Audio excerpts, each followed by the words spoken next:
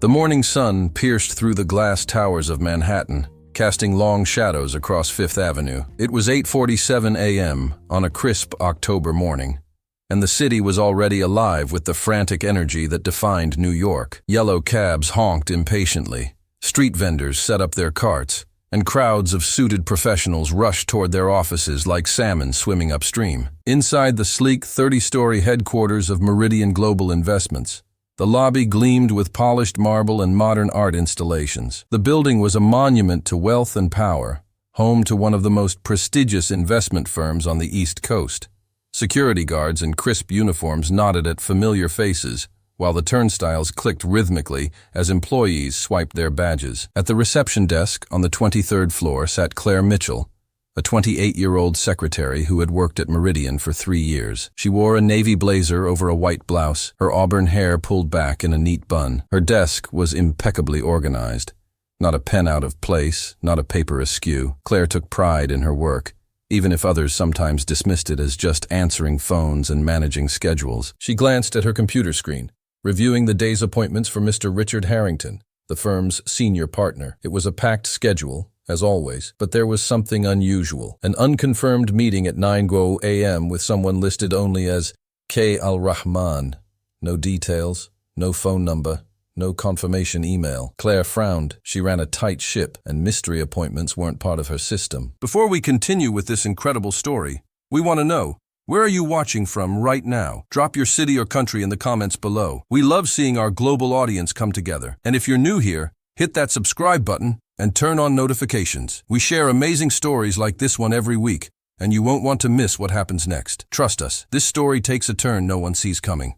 Now let's get back to it. At 8:55 a.m., the elevator doors opened with a soft chime. A man stepped out, and the energy in the hallway seemed to shift. He was tall, perhaps 6'2", with dark hair graying at the temples and a neatly trimmed beard. He wore an immaculate charcoal suit that probably cost more than Claire's monthly rent, and a Swiss watch caught the light on his wrist. His presence was commanding yet calm, like someone accustomed to being the most important person in any room. He walked directly toward Claire's desk with confident strides, his leather shoes clicking against the marble floor. Behind him, 2 men in dark suits followed at a respectful distance, clearly security, though they tried to blend in. Claire looked up from her computer, her professional smile already in place. "Good morning. How can I help you?" The man stopped at her desk, his dark eyes meeting hers with an intensity that made her sit up straighter. "I am here to see Richard Harrington," he said, his English perfect but accented with the rich tones of Arabic influence. "I have an appointment at 9 o'clock. Claire's fingers moved to her keyboard, pulling up the schedule. "And your name, sir?" "Khalid Al-Rahman." She found the entry, the mysterious Khalid Al-Rahman, but the appointment was unconfirmed, flagged in red on her system. "Mr. Al-Rahman, I see a notation here, but I don't have any confirmation for this meeting. Mr. Harrington's schedule is completely full today, and I haven't received authorization to—" "I spoke with Richard personally 3 days ago," Khalid interrupted, his tone remaining polite but firm. "He assured me this time would work." Claire had heard this before. People claiming they had spoken to Mr. Harrington personally, trying to bypass proper channels. Some were legitimate, but many were not. And in her 3 years at Meridian, she had learned that Mr. Harrington relied on her to be the gatekeeper, to protect his time from those who would waste it. "I understand, Mr. Al-Rahman, but without proper confirmation in the system, I can't allow anyone to—" "Perhaps you could call him," Khalid suggested, his voice still patient, but with an edge of steel beneath the courtesy. "I assure you, he is expecting me." Claire felt the weight of the 2 security guards watching the interaction. She noticed several other employees slowing their pace in the hallway, pretending to check their phones while observing the scene. The man before her clearly had money. Everything about him screamed wealth and influence. But Claire had her job to do. "Mr. Harrington is in a conference call with Tokyo right now. It's a critical negotiation that can't be interrupted. But I'd be happy to reschedule you for later this week when—" "Miss Mitchell," Khalid said, reading her nameplate, "I have flown 16 hours from Abu Dhabi specifically for this meeting. I do not make such trips for casual conversations." "I appreciate that, sir, but without proper authorization I cannot—" "Do you have any idea who I am?" The question came out quietly, almost conversationally, but there was something dangerous in its simplicity. Claire felt her pulse quicken. This was the moment when people usually pulled rank, threatened to have her fired, demanded to speak to her superior. She'd been through it dozens of times. She kept her voice steady and professional. "Sir, I'm sure you're a very important person, but Mr. Harrington has protocols, and I'm responsible for maintaining them. If you'd like to wait in our guest lounge, I can try to reach Mr. Harrington as soon as his call ends and—" "No," Khalid's voice was firm. "I will not wait in a lounge like some salesman trying to pitch a product. I have an appointment." "An unconfirmed appointment," Claire countered, surprising herself with her boldness. "And until I receive confirmation, I cannot grant you access to Mr. Harrington's office." The two security guards shifted slightly, their hands moving toward their sides. The hallway had grown quieter, with at least a dozen employees now openly watching the confrontation. Claire could feel her palms beginning to sweat, but she kept her hands steady on her desk. Khalid stared at her for a long moment, his expression unreadable. Then, slowly, a smile began to form at the corners of his mouth. It wasn't a mocking smile or an angry one. It was something else entirely, something almost like respect. "You are very dedicated to your job, Miss Mitchell," he said quietly. "I try to be, sir. Even when facing pressure, you do not bend. That is admirable." "Thank you, but I still need confirmation before—" Khalid raised a hand, silencing her gently. "I understand. You are simply doing what you believe is right, protecting your employer's interests. That is exactly what someone in your position should do." He paused, studying her face. "Tell me, Miss Mitchell, what is your salary here at Meridian?" The question caught her completely off guard. "I'm sorry, what?" "Your salary. What do they pay you annually?" Claire felt her cheeks flush. That's personal information, sir. I don't see how—" $42,000, one of the security guards said quietly, though Claire couldn't understand how he would know that. "Plus standard benefits package." She felt a surge of indignation. "How do you—" "It is too little," Khalid said simply. "Far too little for someone with your level of competence and integrity." Before Claire could respond, Khalid reached into his jacket pocket and withdrew a business card. But not just any business card. It was embossed with gold lettering on thick, cream-colored stock that felt like silk when he placed it on her desk. "This is my card," he said. "When you are finished here today, I would like you to send me your résumé." Claire glanced down at the card. It read, Khalid Al-Rahman, Chairman and CEO, Al-Rahman Holdings Abu Dhabi, London, New York. Her breath caught in her throat. Al-Rahman Holdings. She knew that name.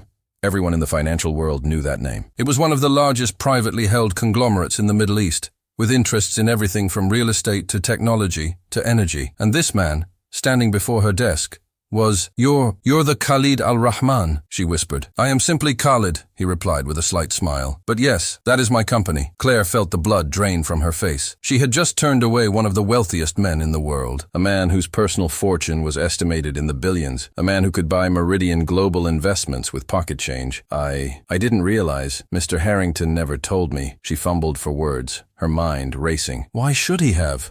Khalid asked. "You were doing your job correctly. You protected his time from someone who might have been an imposter or a time waster. That is precisely what you were hired to do." "But sir, if you had known, would you have treated me differently?" His eyes held hers, searching. "Would you have bent the rules, allowed me to bypass your protocols simply because of my wealth?" Claire opened her mouth to respond, then closed it. The honest answer was yes.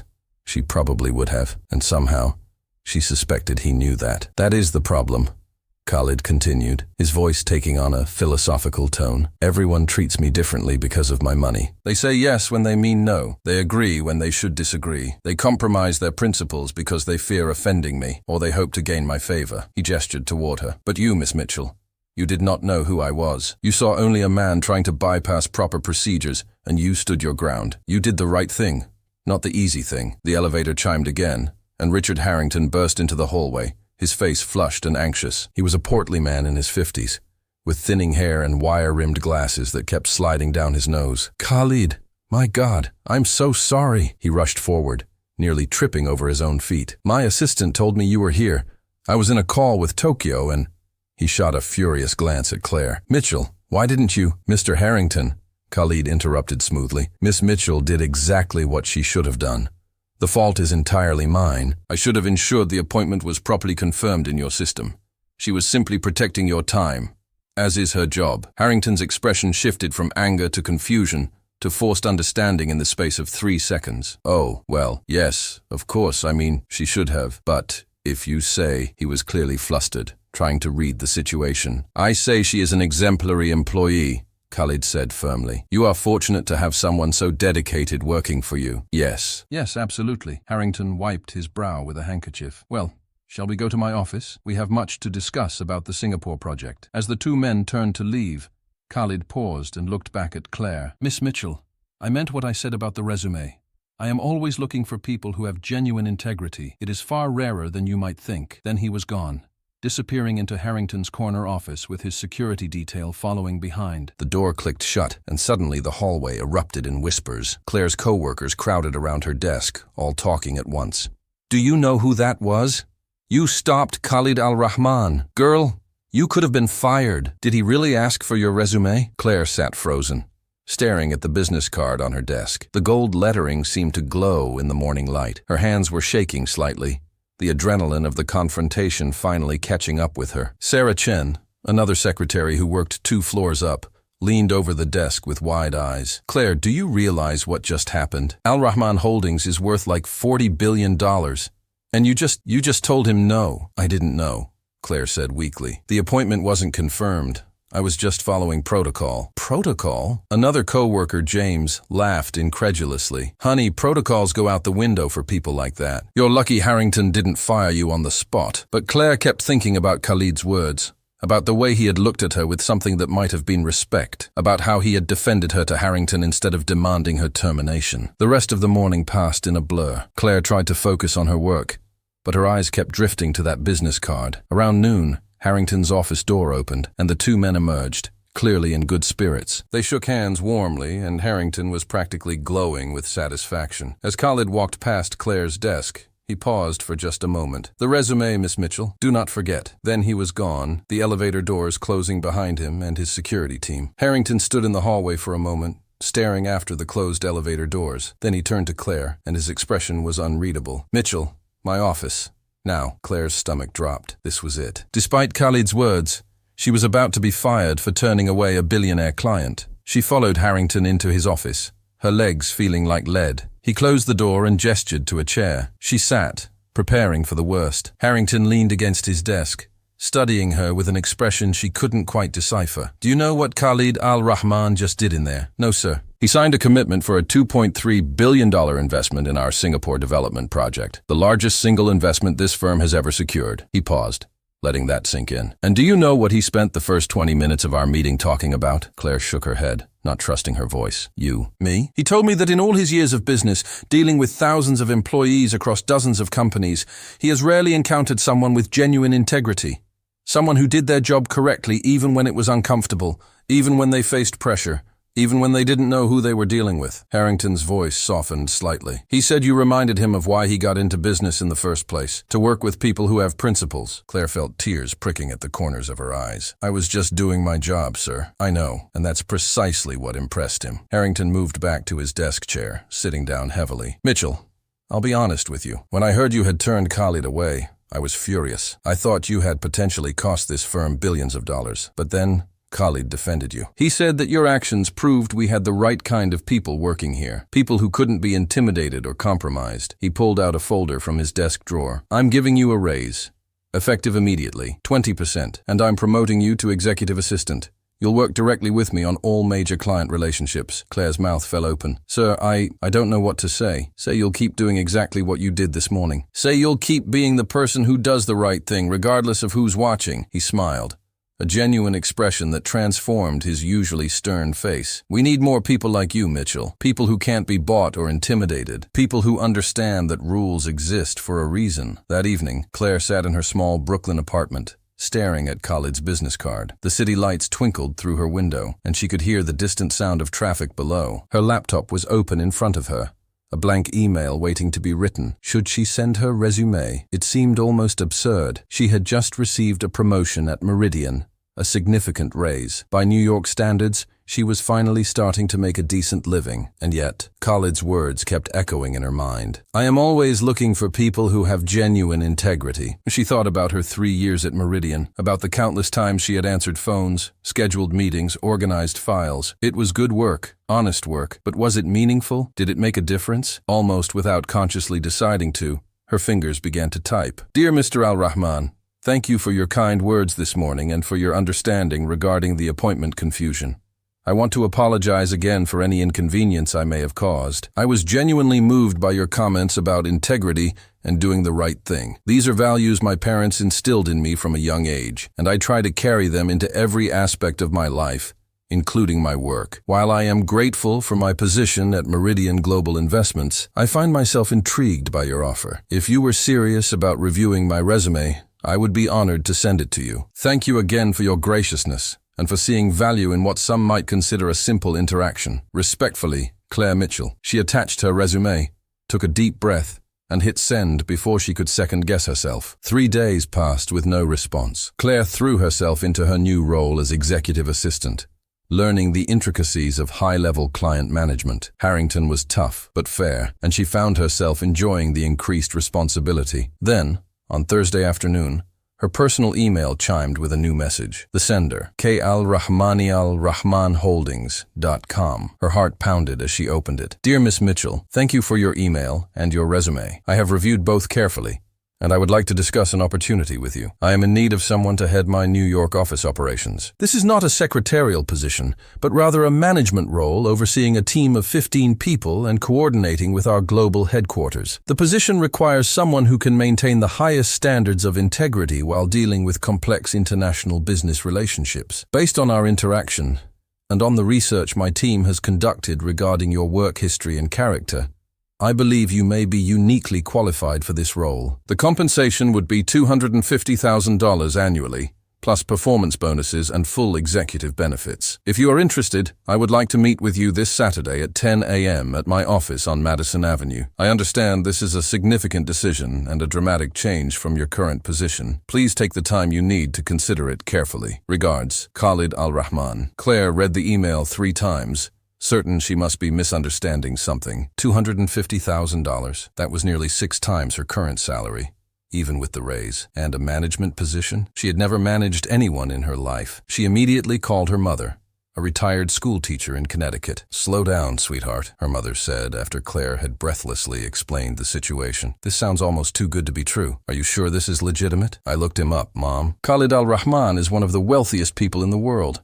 This is real, but why you? You're a secretary, Claire. No offense, honey, but you don't have management experience. I know. That's what terrifies me. What if I fail? What if I take this job and I'm completely out of my depth? Her mother was quiet for a moment. Do you remember what your father used to say? Claire smiled, tears forming in her eyes. Her father had passed away 5 years ago, but his wisdom still guided her. He used to say that the biggest risk is not taking any risk at all. That's right. He also said that integrity will take you further than talent ever could. Her mother's voice was warm with emotion. Claire, this man didn't offer you this job because of your resume. He offered it because of who you are, how you handled yourself under pressure. That's something that can't be taught. So you think I should take it? I think you should at least meet with him, hear what he has to say, and then make the best decision for you.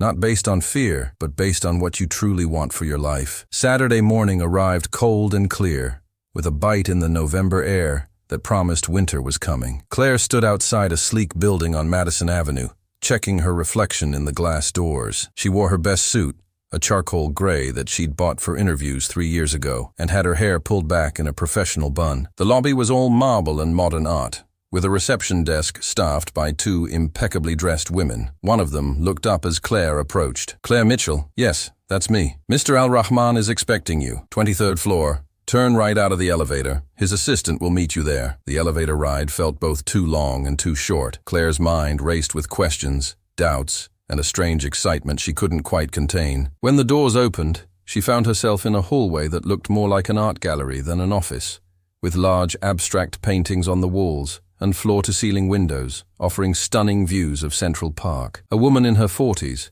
elegant and professional, approached with a warm smile. Miss Mitchell, I'm Fatima, Mr. Al-Rahman's executive assistant.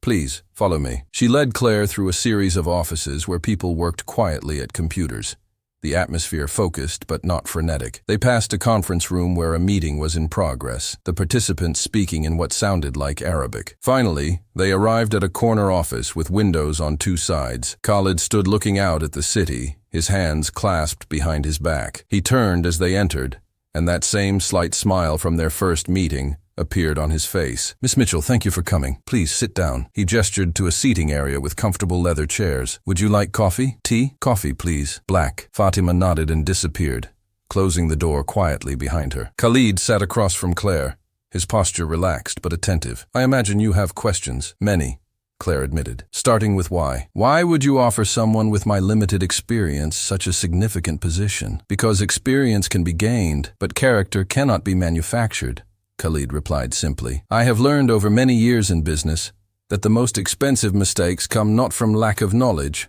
but from lack of integrity. I can teach someone how to manage an office, how to coordinate international operations, how to handle complex negotiations. I cannot teach someone to do the right thing when it is difficult." He leaned forward slightly. "When you stopped me at that desk, Miss Mitchell, you did not know who I was. You had no idea whether I was important or not, wealthy or not, someone who could help your career or destroy it. And yet, you did your job with professionalism and dignity. You followed the rules.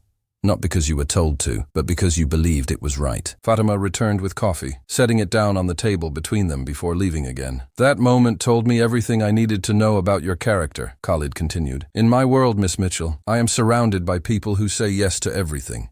They agree with me even when I am wrong.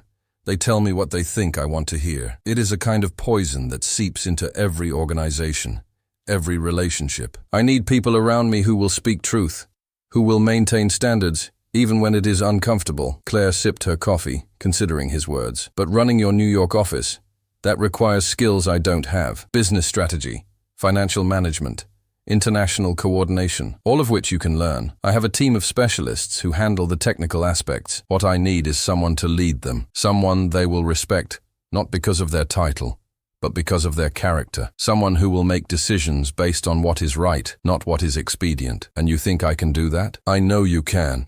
You already have," he smiled. "Besides, you will not be alone. I will mentor you personally for the first 6 months. Fatima will help you navigate the organizational complexities. You will have resources and support, but the foundation, the integrity, the courage, the commitment to doing things correctly that you already possess." Claire set down her coffee cup, her hands steady despite the emotions swirling inside her. "Can I be honest with you, Mr. Al-Rahman? Please, I insist upon it. I'm terrified. This is so far beyond anything I've ever done. Part of me wants to run back to Meridian where everything is familiar and safe. But another part of me," she paused, searching for the right words, "another part of me knows that if I don't take this chance, I'll regret it for the rest of my life." Khalid's expression softened with understanding. "Fear is not the enemy, Miss Mitchell. Fear tells us that we are about to grow, about to challenge ourselves, about to become more than we currently are. The question is not whether you feel fear, but what you do despite it." He stood and walked to the window, looking out at the city sprawling below. "Let me tell you a story. When I was 23 years old, my father died and left me his business, a small trading company in Abu Dhabi. I knew nothing about running a company. I had just finished university studying literature, of all things. I wanted to be a poet, not a businessman." Claire listened, fascinated. "Everyone told me to sell it, take the money, pursue my dreams, but something in me refused. Not because I understood business, but because my father had built that company with his own hands, and I felt I owed it to him to try." He turned back to face her. "I was terrified every single day for the first 2 years. I made mistakes. I lost money. I hired the wrong people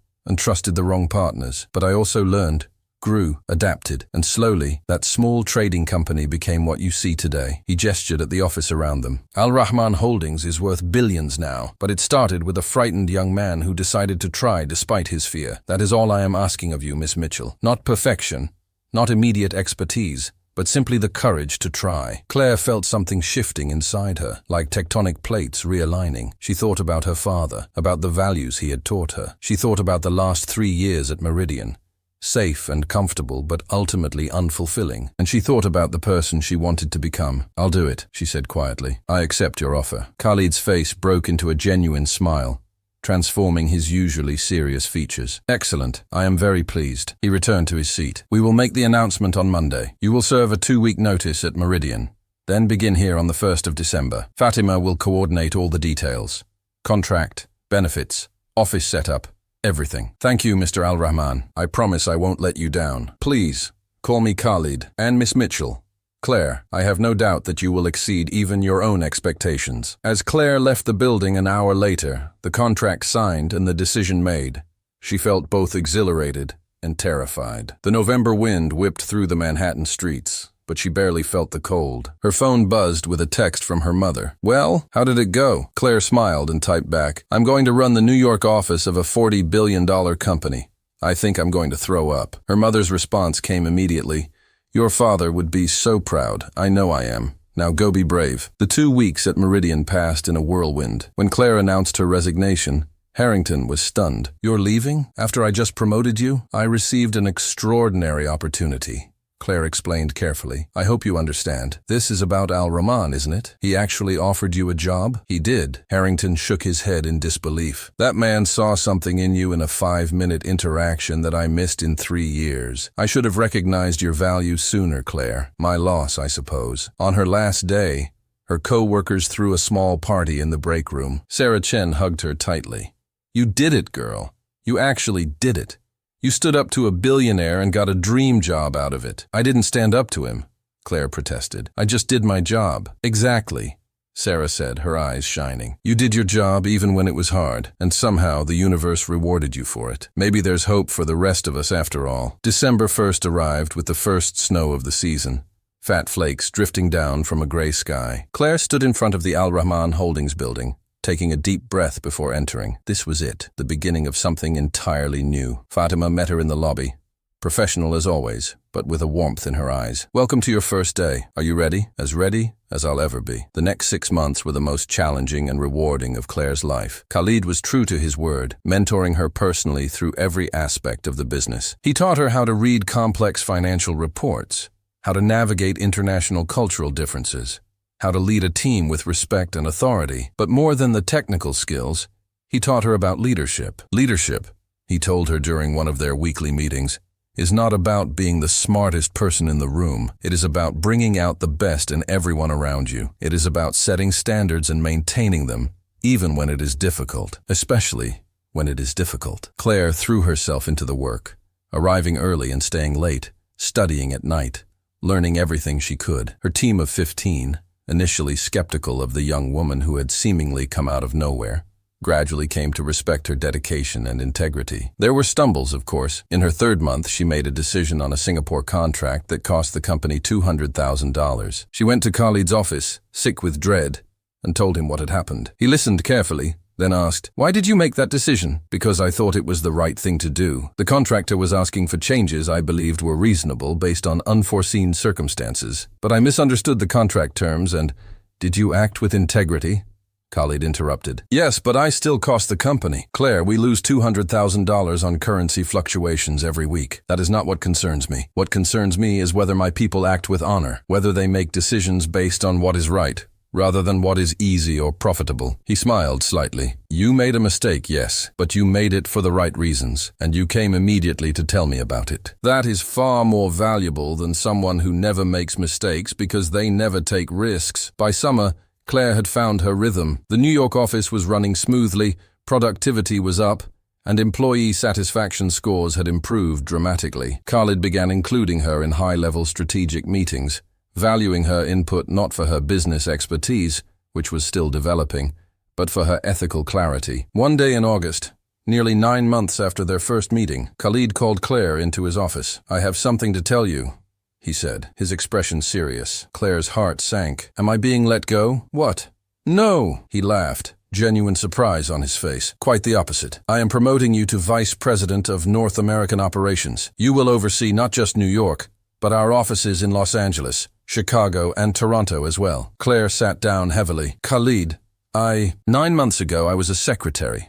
Now you want me to oversee 4 major offices. 9 months ago, you were already a leader. You simply had not been given the opportunity to lead." He came around his desk, sitting in the chair beside her rather than across from her. "Claire, do you know why I really hired you? Because I did the right thing that day? That was part of it. But the real reason is this. In that moment when you stopped me, when you stood your ground despite the pressure, I saw something I had been searching for throughout my entire career. I saw someone who could not be corrupted, someone whose principles were stronger than their ambitions." He paused, choosing his words carefully. "I built this company from nothing, Claire. It is my legacy, my life's work, and someday I will need to trust it to someone else. I need to know that whoever leads Al-Rahman Holdings will do so with honor and integrity, that they will make decisions based on what is right, not just what is profitable. Claire felt tears forming in her eyes as the implications of his words sank in. Khalid, are you saying? I am saying that in the 9 months since I hired you, you have proven every day that my initial instinct was correct. You have grown,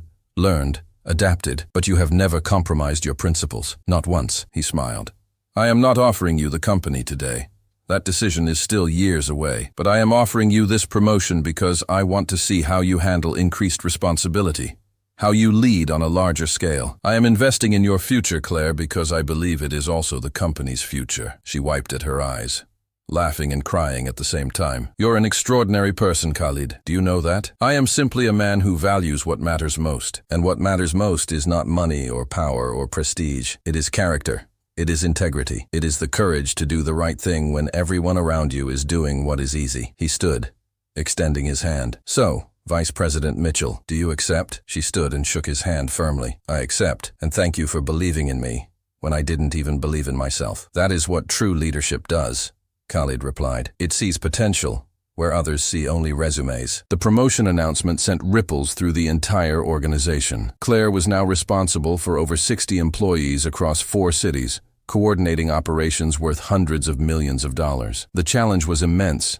but she approached it the same way she had approached everything else, with integrity, dedication, and a willingness to learn. She traveled constantly, spending weeks in each office, getting to know the teams, understanding their challenges, earning their trust, not through authority, but through authenticity. In Los Angeles, she discovered operational inefficiencies that were costing the company significantly. In Chicago, she identified a talented junior analyst who had been overlooked for promotion repeatedly. In Toronto, she restructured the reporting system to improve communication and accountability. But it was a situation in the New York office, almost a year after her promotion to VP, that would define her leadership in the most profound way. Marcus Thompson had worked for Al-Rahman Holdings for 8 years. He was a senior financial analyst, well-respected, and responsible for managing some of the company's most important investment portfolios. He was also, Claire discovered quite by accident, embezzling money. It started with a routine audit that Claire had initiated as part of her oversight responsibilities. The auditor, a meticulous woman named Jennifer Park, came to Claire's office one afternoon with a troubled expression. We have a problem, Jennifer said quietly, closing the door behind her. I've found discrepancies in several accounts. Small amounts, 10,000 here, 15,000 there, but they're consistent, and they all trace back to one person. Claire's stomach tightened. Who? Marcus Thompson. The name hit her like a physical blow. Marcus was not just any employee. He was married with 2 young children. His wife was battling cancer. Everyone in the office knew about his situation, and there had been countless collections and support efforts to help the family through this difficult time. How much total? Claire asked, her voice barely above a whisper. So far, I've identified about $230,000 over the past 18 months. Claire sat back in her chair, her mind racing. This was a clear case of embezzlement. Protocol was simple. Report it to Khalid. Report it to the authorities. Terminate Marcus immediately. There was no gray area here. No room for interpretation, but she couldn't stop thinking about Marcus's wife, about those 2 little girls, about the crushing medical bills that must be drowning them. Jennifer, I need you to give me 24 hours before you file your formal report. Jennifer frowned. Claire, this is serious. If we delay 24 hours, that's all I'm asking. I need to understand the full situation before we proceed. Jennifer reluctantly agreed, and Claire spent the rest of the day reviewing every detail of the audit, confirming the findings, understanding the methods Marcus had used. There was no doubt he had stolen from the company. The evidence was irrefutable. That evening, Claire called Marcus into her office. He arrived with a smile, unaware of what was coming. Hey, VP Mitchell, what can I do for you? Sit down, Marcus. We need to talk. Something in her tone made his smile fade. He sat, his hands gripping the armrests of the chair. I know about the money, Claire said simply. All of it. The color drained from Marcus's face. For a long moment he said nothing, and Claire could see him considering denial, excuses, explanations. Then his shoulders slumped, and he put his face in his hands. Oh God, he whispered. Oh God, I'm so sorry. Tell me why, Claire said, her voice firm but not unkind. I need to understand. Marcus looked up, his eyes red. Sarah's treatments, my wife's treatments, they're not fully covered by insurance. We've been paying $20,000 a month out of pocket. I exhausted our savings, maxed out our credit cards, took out loans. I didn't know what else to do. Tears began streaming down his face. I kept telling myself I'd pay it back, that it was just temporary.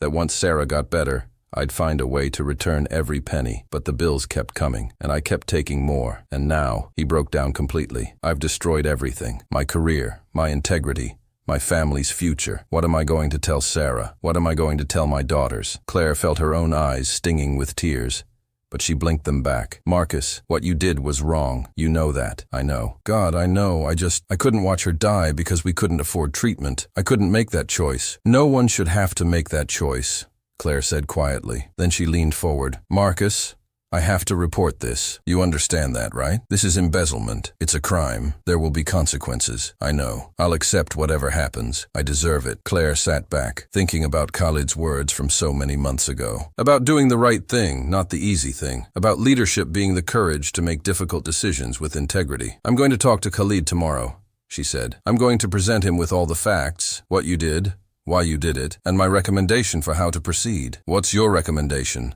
Marcus asked, his voice hollow. I don't know yet, but I promise you this. Whatever I recommend, it will be based on what I believe is right, not what is easy or convenient. Can you trust me on that? Marcus nodded slowly. You're a good person, Claire. Better than I deserve right now. We're all human, Marcus. We all face impossible choices sometimes. The question is what we do when we face the consequences of those choices. The next morning, Claire sat in Khalid's office, the audit report in her hands. She had barely slept, wrestling with her decision, questioning herself over and over. But she had finally reached a conclusion, and now she had to see it through. This is a serious matter, Khalid said after she had explained everything. His face was grave, showing none of the warmth she had come to know. This was Khalid, the businessman, the CEO, the man responsible for a $40 billion empire. It is, Claire agreed. And I take full responsibility for bringing it to you with a recommendation. Which is? Claire took a deep breath. I recommend we don't press charges. Khalid's eyebrows rose. You are recommending we allow an employee who stole $230,000 to face no criminal consequences? No, sir. I'm recommending we handle this differently. She leaned forward, her voice steady despite her pounding heart. Marcus Thompson has worked for this company for 8 years with an impeccable record. He made a terrible choice, driven by desperation and fear for his wife's life. What he did was wrong, there's no question about that. But destroying him and his family won't help anyone. It will send a message, Khalid countered. It will show that theft has consequences. It will show that we value punishment over redemption, Claire said. Here's what I propose. Marcus pays back every penny, with interest, through payroll deductions over the next 10 years. We also terminate his current position, but offer him a lower-level job with reduced responsibilities and pay. He loses his seniority, his benefits package is reduced, and he starts over, but his family keeps their health insurance, which means his wife can continue treatment. Khalid was silent, studying her face. This is not what I would have expected from you, Claire. I hired you because you do the right thing, because you don't compromise on principles. Embezzlement is embezzlement. You're right, Claire said. You did hire me to do the right thing, and I believe this is the right thing. Not the easy thing, not the profitable thing, but the right thing. She met his eyes steadily. Khalid, you told me once that leadership is about bringing out the best in people. Marcus made the worst decision of his life, but he did it for the best reason, to save his wife. If we destroy him now, we're saying that one mistake defines a person forever. But if we give him a chance to make this right, to rebuild, to earn back trust, that's leadership. That's the kind of company I thought we were building. The silence stretched between them, heavy with tension. Claire could feel her career hanging in the balance, but she didn't look away. Finally, Khalid smiled. Just slightly, but it was there. Do you know what you just did? Possibly ended my career by contradicting my boss? No, you just passed the most important test I could give you. He stood and walked to the window, his hands clasped behind his back in that familiar pose. For the past 18 months, I have been watching you, evaluating you, testing you, and in every situation you have demonstrated competence, dedication, and integrity. But I needed to know one more thing. When faced with a situation where the right answer and the easy answer were completely different, which would you choose? He turned back to face her. I knew about Marcus Thompson's embezzlement 2 weeks ago. Jennifer Park reports to me as well. I have been waiting to see what you would do when you discovered it. Claire felt her jaw drop. You knew? This was a test? Not a test of your detective skills. A test of your humanity, your judgment, your courage to advocate for what you believe is right even when you know it might cost you. He returned to his desk, sitting down with a satisfied expression. Many leaders would have recommended immediate termination and prosecution. It is the safe choice, the choice that protects the company and the leader's reputation. But you recommended mercy, balanced with accountability. That is the mark of true leadership. So, you agree with my recommendation? I agree completely. In fact, I already had a similar plan in mind, but I wanted to see if you would arrive at the same conclusion independently. He pulled out a folder. Marcus will be offered the opportunity you described. He will also be required to undergo financial counseling and therapy, which the company will pay for. His wife's cancer treatment will be fully covered by a special hardship fund I am establishing for situations exactly like this. Claire felt tears welling up again, but this time they were tears of relief and gratitude. Thank you, Khalid. Thank you for trusting me, for teaching me, for showing me what real leadership looks like. Thank you for being exactly who I believed you were when I met you at that reception desk, he replied. And Claire, there is something else I need to tell you. What's that? I am retiring in 3 years. I am 58 years old and I want to spend more time with my family, travel with my wife, perhaps even write that poetry I never got to write as a young man. He smiled at her shocked expression. And when I retire, I will be recommending to the board that you become the next CEO of Al-Rahman Holdings. Claire couldn't speak. She literally could not form words. CEO? Her? A woman who had been a secretary just 2 years ago? I know what you are thinking, Khalid continued. You are thinking you are not ready, that you need more experience, that there must be others more qualified. But Claire, I have spent my entire life building this company, and I have met thousands of qualified people. Qualifications are easy to find. What is rare, what is precious, is character. It is integrity. It is the courage to do the right thing even when it costs you something. He stood and walked around the desk, placing a hand on her shoulder. You stopped me at that reception desk because it was the right thing to do. You advocated for Marcus Thompson because it was the right thing to do. And you will lead this company with the same integrity that has defined every decision you have made since I met you. That is why I am choosing you, Claire, not in spite of where you came from, but because of who you are. Later that afternoon, Claire called Marcus into her office and explained the arrangement. He wept openly, unable to believe the mercy he was being shown. I don't deserve this, he kept saying.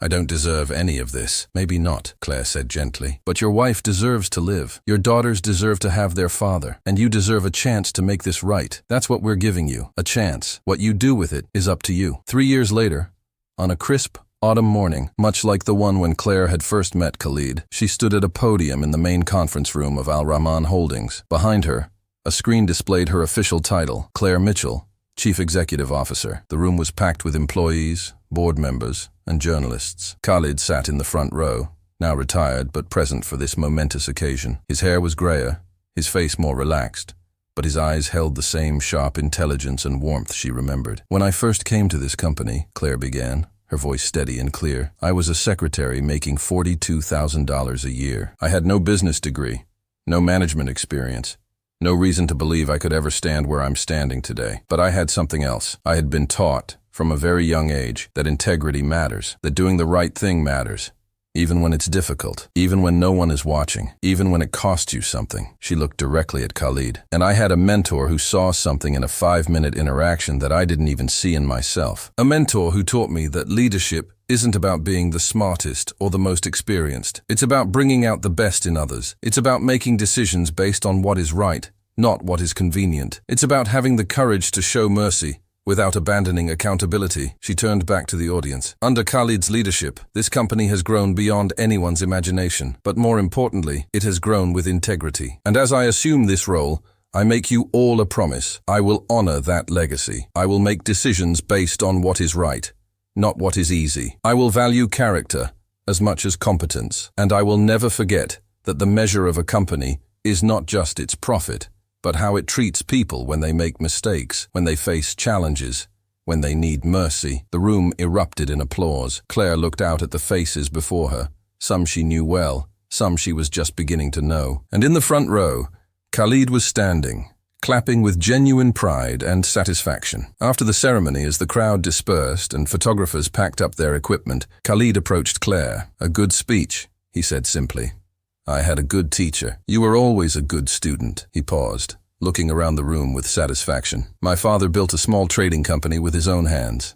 I turned it into this empire, and now you will take it further than I ever could, Because you understand something I had to learn the hard way, that the true measure of success is not what we accumulate, but what we build in others. Claire felt tears threatening again. She had cried more in the past 3 years than in her entire previous life, but she blinked them back. I'm terrified, you know. Terrified I'll fail. Terrified I'll let you down. Terrified I'll make the wrong decisions. Good, Khalid said with a smile. Fear means you understand the weight of responsibility. Fear means you take this seriously. Fear means you are still growing. He placed a hand on her shoulder, the gesture now familiar and comforting. Do you remember what I told you the day I offered you your first position? You said that fear tells us we're about to grow, about to challenge ourselves, about to become more than we currently are. Exactly. And look at how much you have grown, Claire. Look at how much you have become. As Khalid turned to leave, Claire called after him. Wait, I never properly thanked you for everything. For seeing something in me I didn't see in myself. For taking a chance on a secretary with no experience. For changing my life. Khalid turned back, his expression thoughtful. Do you remember what I said when you first stopped me at that reception desk? When I asked if you would treat me differently if you had known who I was? You said that was the problem, that everyone treats you differently because of your money. Yes. And do you know why I really hired you, Claire? Not just because you did the right thing, but because in that moment, you saw me as simply a person trying to bypass procedures. Not as a billionaire, not as someone important. Just as another human being who needed to follow the rules. He smiled warmly. In a world where everyone sees the money before they see the man, you saw the man. That is the rarest gift anyone has ever given me. So you don't need to thank me for changing your life. Thank you for reminding me why integrity matters, why character matters, why doing the right thing matters. Thank you for being exactly who you are. As Claire watched him walk away, this extraordinary man who had transformed her life with a simple act of recognition, she thought about that morning 3 years ago. She had been so nervous, so uncertain, standing at that reception desk. She had just been doing her job, following the protocols, trying to be professional. She hadn't known she was about to meet someone who would change everything. She hadn't known that one moment of integrity would lead to all of this. But looking back now, she understood that it wasn't really about that one moment at all. It was about all the moments before it, all the small choices to do the right thing when no one was watching, all the times she had chosen integrity over convenience. Those moments had built the character that Khalid had recognized, the foundation upon which everything else was constructed. Marcus Thompson appeared in the doorway, now a senior analyst again after 3 years of hard work and repayment. His wife was in remission, his daughters were thriving, and he had become one of Claire's most dedicated and loyal employees. Got a minute, boss? He asked with a smile. Always, Claire replied. As they sat down to discuss the quarterly reports, Claire felt a deep sense of gratitude wash over her. Gratitude for Khalid's vision, for second chances, for the power of mercy balanced with accountability. Gratitude for her parents who had instilled these values in her. Gratitude for every experience, every challenge, every moment that had brought her to this place. Outside the window, the Manhattan skyline glittered in the afternoon sun, full of promise and possibility. Somewhere down there, Claire thought, there was probably another young person sitting at a reception desk, doing their job with integrity, having no idea that their life was about to change. She hoped that when their moment came, someone would see them the way Khalid had seen her. Not for their resume or their experience or their credentials, but for their character, for who they truly were beneath the surface. Because in the end, that was what mattered most. Not the money or the power or the prestigious titles, not the corner offices or the impressive buildings or the balance sheets. What mattered was integrity, character, the courage to do the right thing, even when it was difficult, even when no one was watching, even when it cost you something. That was the lesson Khalid had taught her, not with words, but with actions. That was the legacy she would carry forward as she led this company into its next chapter. And that was the story of how an Arab billionaire was stopped by a secretary. And what he did shocked everyone, not because it was grand or dramatic or flashy, but because it was profoundly, beautifully right. The elevator doors closed on that memory as Claire headed down to meet with her team. She had a company to run, decisions to make, people to lead, but she carried with her the knowledge that she had been given an extraordinary gift, not the job or the salary or the title, but the example of what true leadership looked like. And she was determined to pass that gift on to others, just as it had been passed to her, because that was what real success looked like, not what you accumulated, but what you built in others. Not what you took, but what you gave. Not the empire you created, but the lives you touched along the way. As Claire stepped out into the New York afternoon, the city bustling around her with its endless energy and possibility, She smiled. 3 years ago, she had been a secretary who stopped a billionaire at a reception desk. Today, she was a CEO who understood that the most valuable currency in the world wasn't money, it was integrity, and no amount of wealth could buy that.